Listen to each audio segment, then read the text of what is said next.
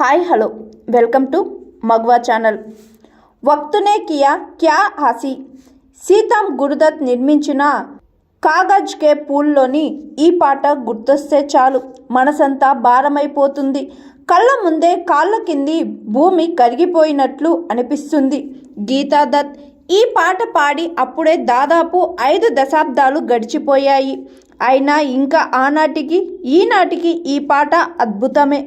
ఏ పాటకు ఎంత ఉద్వేగం కావాలో అంత ఉద్వేగాన్ని మనసు నిండా నింపుకొని పాట పాడడం ఒక్క గీతాకే సాధ్యమంటే అది అతిశయోక్తి కాదేమో.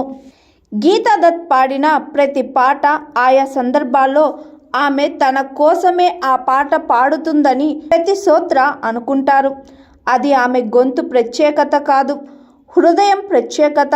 సరదాగా పాడిన, చిలిపిగా పాడిన, జోలపుచ్చిన, విషాద గీతం ఆలపించిన, కర్ణరసం కురిపించిన, దేనికైనా అదే సాటి, దేనికదే ప్రత్యేకం. ఏది పాడినా మనసుతో పాడడం గీత వైవిష్యం.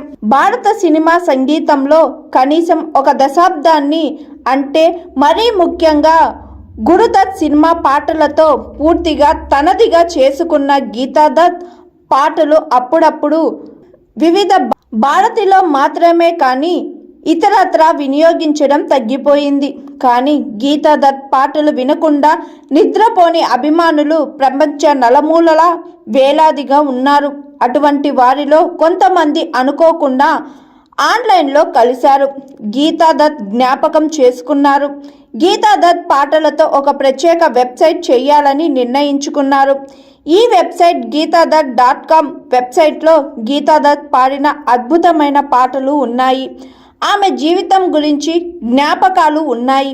గీతా దత్ తాను పాడిన పాటల్లో తనకు నచ్చిన 10 పాటలను ఎంపిక చేసుకుంటూ అప్పుడే మాట్లాడిన 4 మాటలు కూడా ఉన్నాయి. ఇందులో లేని అంశాల గురించి గీతా దత్ అభిమానులు ఎవరైనా రాయవచ్చు.